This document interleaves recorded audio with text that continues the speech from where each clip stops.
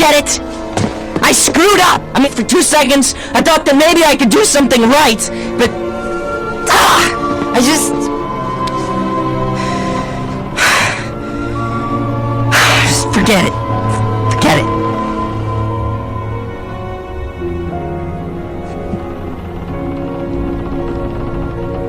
No, you listen to me, James Hawkins.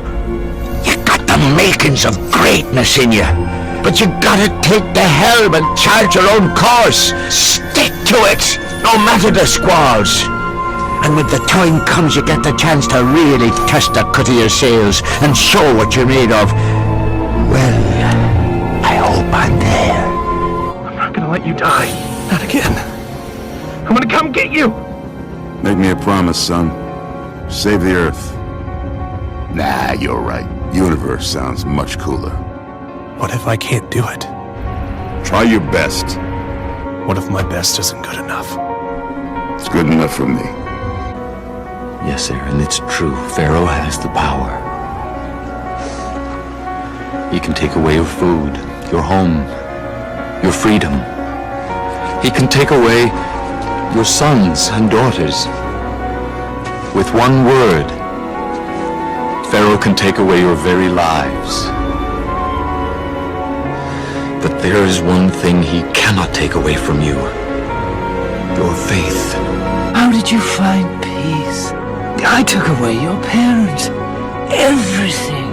I scarred you for life. See, that's the thing, Shen. Scars heal. No, they don't. Wounds heal. Oh yeah, what do scars do? They fade, I guess? I don't care what scars do. You should, Shen. You gotta let go of that stuff from the past, because it just doesn't matter. The only thing that matters is what you choose to be now. If watching is all you're gonna do, then you're gonna watch your life go by without you. When life gets you down, you know what you gotta do? I don't want to know what you gotta do. Just keep swimming, just keep swimming, just keep swimming, swimming, swimming. If you don't do it, nothing's possible. If you try to do it, at least you have the hope. You had that third failure in a row. Did you think, I need to pack this in? Never. Why not? I don't ever give up. I mean, I'd have to be dead or completely incapacitated.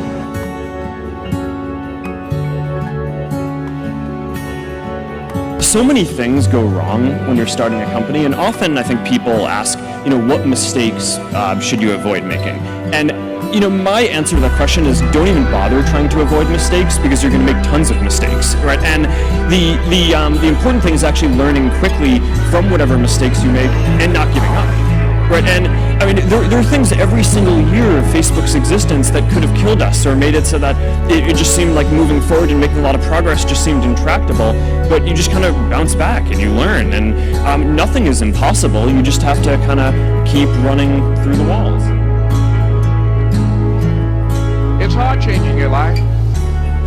It was hard when just over 3 years ago in the Penobscot building in Detroit, Michigan, where I was operating my business, and I fell on some hard times, and I was sleeping in my office. It was hard coming into the lobby, and the security said, "Excuse me, Mr. Brown, can we see you for a moment?"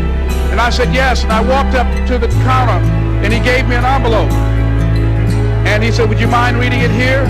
And I opened the envelope, and the envelope was from management that said, "This is an office tower. It's not a hotel. Please do not sleep in your office." And I said, "Excuse me, sir." I said, "I just work long hours in creating my business. I'm an entrepreneur. And right now things are bad for me. But they're not going to be this way always. And I just asked for the opportunity to continue to operate like I'm doing. I'm not trying to make this my home." And it was hard coming through the lobby. And sometimes they would laugh. There's a guy talking about becoming successful. And look at him. He's bathing in the bathroom upstairs on the 21st floor. He sleeps on the floor. Him and 2 other dreamers up there. Look at him. It was hard, ladies and gentlemen, coming to speak to people. And I was facing financial difficulties in my own life. I was behind on my bills and my dreams, and I'm saying to them, you can live your dream. It was hard, ladies and gentlemen. It was very difficult to pick myself up each day believing that I could do it. There were times that I doubted myself. I said, God, why is this happening to me? I'm just trying to take care of my children and my mother. I'm not trying to steal or rob from anybody. How did this have to happen to me? It was very hard. And here's what I want to say to you. For those of you that have experienced some hardships, don't give up on your dream. No one could have convinced me by holding on, by continuing to push forward, by continuing to run toward my dream. And one day, I would have my own talk show. It's a long shot, ladies and gentlemen, from Liberty City, an abandoned building on a floor. Never knowing my mother or father. It's a long shot. Being here with you today in this dome in Atlanta, it's a long shot. No college training, labeled educable, mentally retarded, but I kept running toward my dream.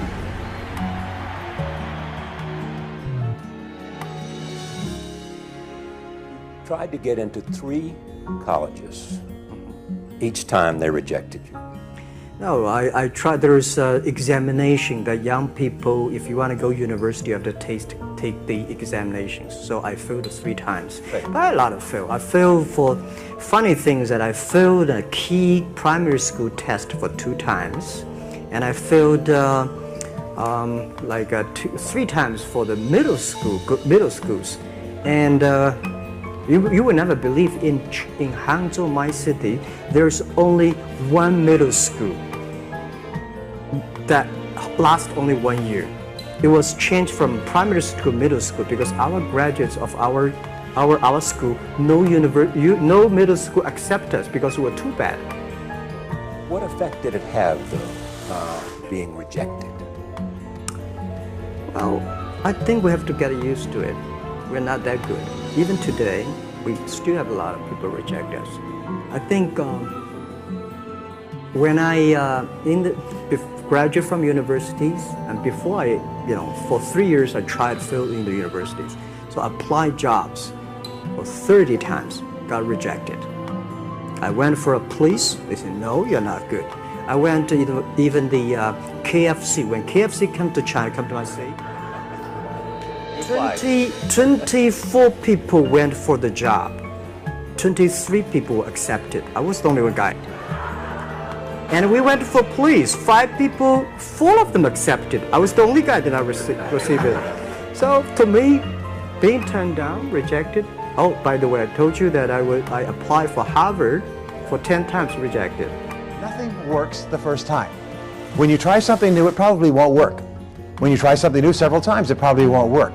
And the turning point in my life came when I would hear good ideas, and I was so eager to be successful in selling, I would run out and try the ideas and they wouldn't work. I'd try a way of getting an appointment or answering an objection or closing a sale, it wouldn't work. And my natural response, and I think just to be disappointed, and then I realized nothing works, at least the first few times.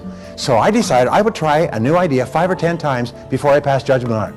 I would not just try it once and quit like most people do, and that changed my whole life. It was a turning point in my life because I realized from then on, if you've got a good idea and you've got a good goal and you want to double your income and improve the quality of your life and you have to try new things in order to get new results, it's not going to work the first time. So you say, well, that didn't work, try something else and try something else and try something else. Now, if you try, only 2 things can happen. What are they? Succeed or fail. If you succeed, you do more of it. If you fail, you learn from it, get smarter, and try it again. So you cannot lose by taking action. You can only lose by not taking action. Practice faithful persistence. Means never, ever, ever give up. Chicken Soup for the Soul was rejected by 144 publishers. 144 publishers said, we don't want to publish a collection of short stories. The title's stupid, Chicken Soup for the Soul, what does that mean? People don't buy collections of short stories. There's never been, successful chain of doing that. So literally, we spent 14 months trying to find a publisher. And we'd go to New York with our agent, and eventually our agent gave us the book back and said, I can't sell this. So we went to the National Booksellers Association convention down in Anaheim. We went from booth to booth to booth for 3 days. And there were 4,000 publishers represented there. And we go, would you publish our book? Would you publish our book? Would you publish our book? And we got no, no, no, no, no. It was late on the third day that a little publisher from Florida, after we'd gotten over 144 rejections, said, we'll read it. And then they said, well, how many copies do you think we'll sell? After they said, yeah, we'll buy it. A couple weeks later, they said, we'll publish it. And they said, well, maybe 20,000 if we're lucky. And we said, our goal is to sell 1.5 million in a year and a half. Now, have you ever told someone your dream and had them laugh out loud at you? He laughed out loud. Now, if we had given up after 100 publishers had said no, I wouldn't be standing here today. You know, wouldn't have happened. And so you've got to be willing to persevere. Because we didn't take no. See, when the world says no, you say next. Let's practice that. If I say no, you say next. Absolutely. There's only 5 or 6 billion people out there you can go and ask, right? There's over 4,000 publishers just here in the state of California. So what we have is this endless possibility, but you have to persevere. It's as if the universe tests our commitment. And so today we have 147 titles in print. We sold over 115 million copies. We're in 47 languages. And over $1 billion worth of Chicken Soup for the Soul books have been sold worldwide. So if you're willing to decide what you want, believe it's possible, consciously envision the future, feel the feelings of what it would feel like if you had achieved this goal, you can have anything. And then you take action, both obvious actions and inspired action. You can do. Sometimes we have to ask ourselves, what's using my life?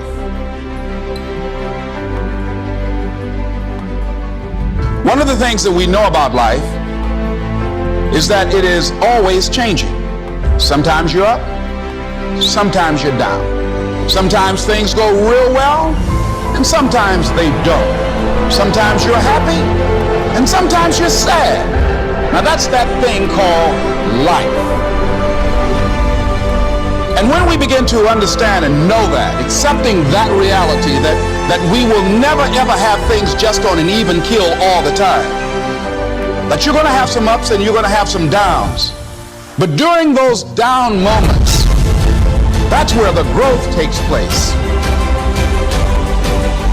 That's where the work is. Anybody can feel good when they have their health, their bills are paid, they have happy relationships, the children are acting normal. Anybody can be positive then. Anybody can have a larger vision then. Anybody can have faith under those kinds of circumstances.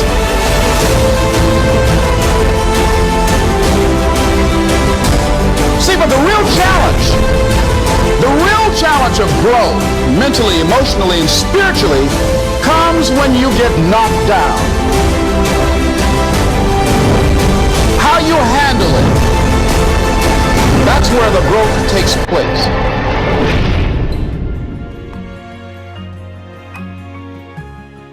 What has brought you to this point?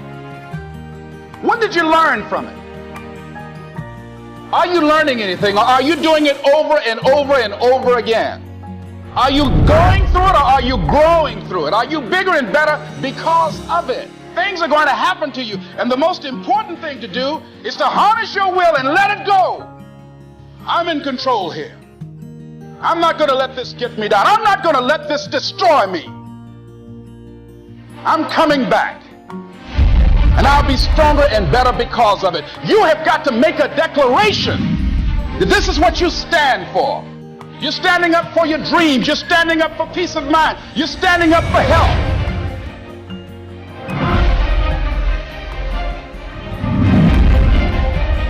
You want it, and you're going to go all out to have it.